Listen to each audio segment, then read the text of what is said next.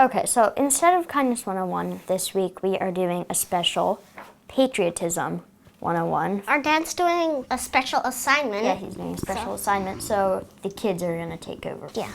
What is patriotism? Patriotism is basically pride in your country. Pride in your country, exactly. Today, me and Marielle are going to show you 4 stories about people who had very excellent pride in their country. The first one is one of our dad's favorite stories, and it comes from, do you know, Marielle?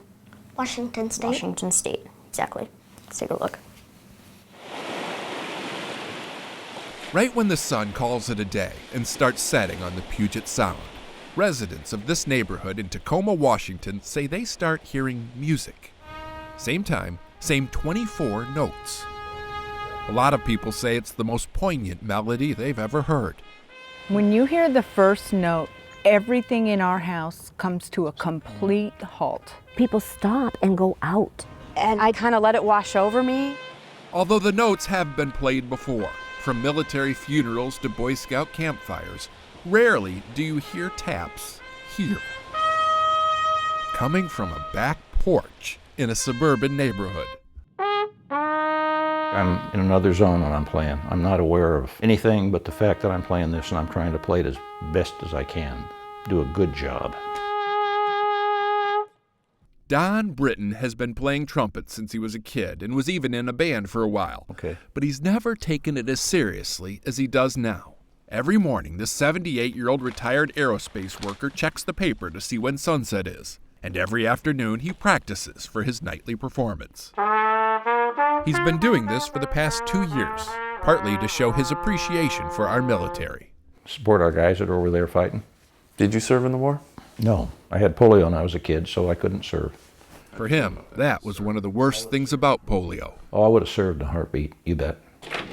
Yet his ritual is only partly for the soldiers. It's also for his neighbors, who now take it just as seriously as he does. As soon as they hear Don start, they come out and stand at attention. Seems to move people. It has an effect on them. It's just very emotional for me. It's beautiful. We appreciate it. In our everyday hectic lives, there's almost nothing that gets people to stop like this, to honor or just reflect. But here in Tacoma, they spend 24 notes nightly doing exactly that. Well, that man sure did have a lot of patriotism. Yeah. What did you like about it? Well, I like just the fact that he served the people who were in war to defend their country. Yeah, and that's what Memorial Day is all about. And that song, Taps, that's our dad's mission. He's trying to get people all over the country to play that song today at 3 p.m. And if you want to learn more about that, you can go to cbsnews.com/taps. Okay, so this next story that we have for you is about some very patriotic kids. And they just got really interested in ships. It all began here in Raleigh, North Carolina, A1. with a flurry of plastic bombshells. You sunk our battleship! A few years ago, 10-year-old twins Carter and Jack Hansen got really into the game Battleship. That got them interested in naval warfare in general, which eventually led to a family vacation to see the Yorktown, a retired aircraft carrier in Charleston, South Carolina. My mind was just blown, like blue. The kids say the Yorktown changed their lives. I just realized how amazing history could be. And it was about to get even better.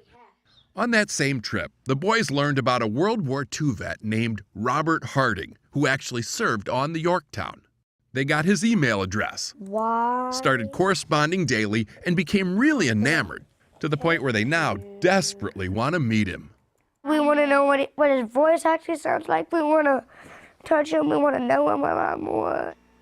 That's how fond they have become of a veteran they have never met. The boys keep his picture by their beds, And if you ever go to the Yorktown with them, as we did, they'll chew your ear off about Mr. Harding and what he did on board as a plane handler. And when the plane's ready to launch, he would like go unstrap this, and the plane would like go flying that direction. The folks who run the Yorktown say a lot of kids love the ship, but no kid has ever fallen for a sailor who served here like these two boys have fallen for Mr. Harding. Which is why, for this trip, the Yorktown made special arrangements Okay. for a surprise visitor. Mr. Harding? That's right.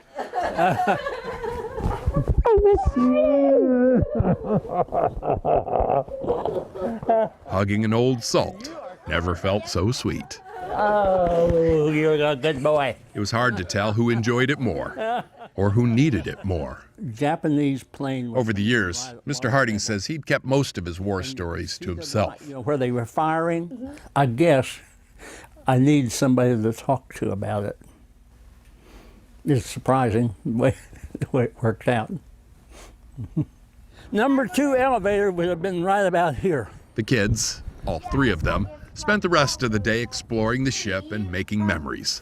They now plan to stay in touch for as long as fate allows. There we go. Whoever said history is irrelevant, obviously, never fell in love with it. We don't know about how we've changed his lives, but we know that he obviously changed ours. So, what I liked about those boys is they wanted to meet a veteran that helped fight in the war. Yeah, fight for their country. Our next story is about another very patriotic kid, except I believe this one is a bit older, and he didn't want to meet one veteran. He wanted to meet thousands. Thousands. For as long as he can remember, 19-year-old Rishi Sharma has been fascinated with World War II. But it wasn't until recently that he realized this history is still living. There are real superhero World War II vets out there, and I want to meet them. So in 2014, as a junior in high school, Rishi made it his mission.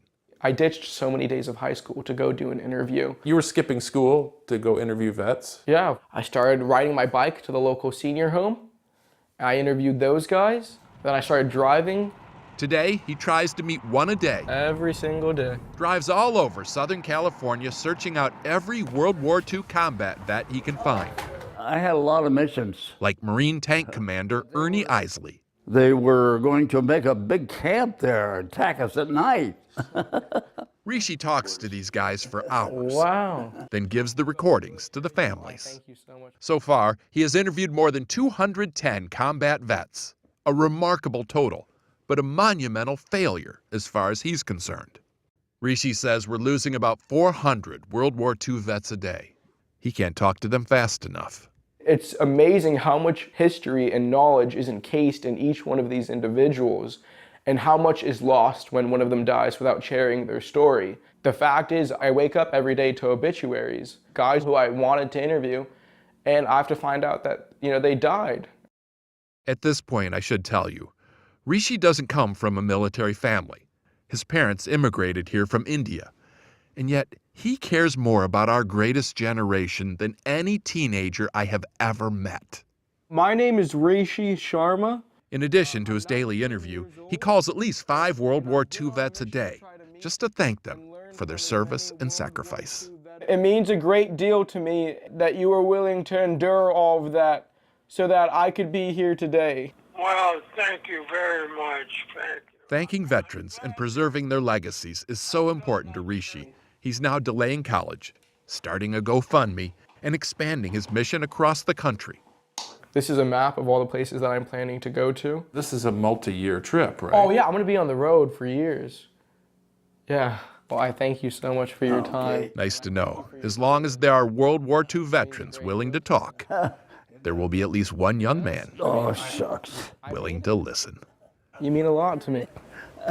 I liked that he wanted to meet thousands of veterans and had the patience to listen to all of them. I think that's really cool too, and Rishi even put it ahead of his own education, which I think is really interesting, and I just like thinking about it. Okay, our next and final story for today is about a World War II veteran, and he did something that was truly remarkable. At the age of 93, this is what you call an accomplishment. Just making it down all 4 steps of the RV is quite a feat. But don't be too impressed yet, because at 93, what's even more remarkable is waking up at 5 a.m. for a nearly 5-mile run. But again, don't be too impressed yet, because at 93, what's most amazing of all is that this little jog in St. Simons Island, Georgia is just the final leg of a much, much longer run that began almost 3 years and 3,000 miles ago at the Pacific Ocean. I'm running the whole thing, every step of the way. Now you can be impressed. First time we met Ernie Andrus, he was just outside Phoenix, slowly inching his way through the Sonoran Desert. He would go 5 miles, get a ride or hitchhike back to his vehicle, then run the next 5 miles 2 days later. All for one purpose. I want people to know what the war was all about and what it took to win it. Specifically, this old Navy man was running to raise awareness for an unsung hero of World War II, a ship he served on called an LST, or Landing Ship Tank. It's how the Allies got heavy equipment onto beaches. There's one you can visit in Evansville, Indiana, and Ernie thinks people really should go. This shouldn't be forgotten. Eisenhower and Churchill both made a similar remark that it's the ship that won the war. Won the war? Yeah. Without them, how could you taken all those islands? How could you even took Normandy? Which is why, 70 years later, Ernie was out here returning the favor, all by himself. And I just thought how sad if he had to be doing this journey by himself. But that I joined him. Was about to change. He ran in Mississippi, Alabama, Florida, and now Georgia. Yeah, I've run 44 legs.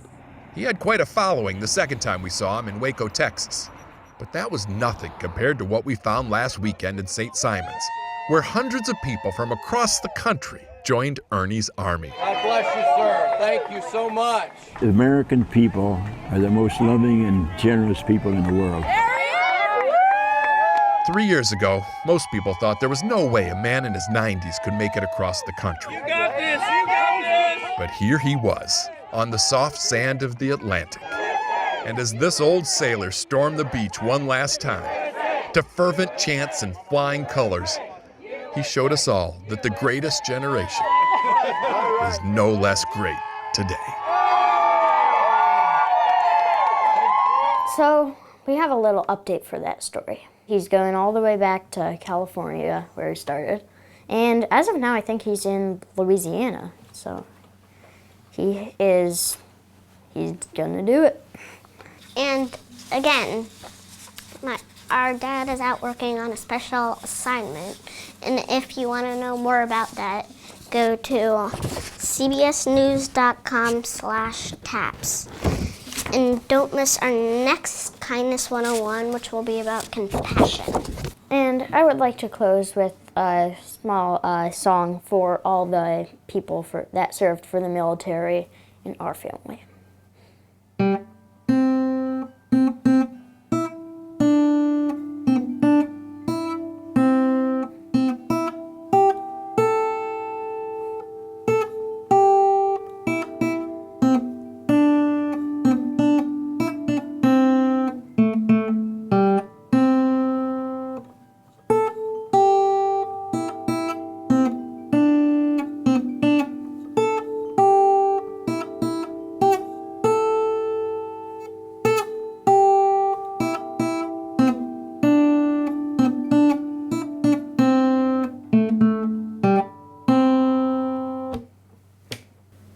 Well, thank you for that song, Emmett.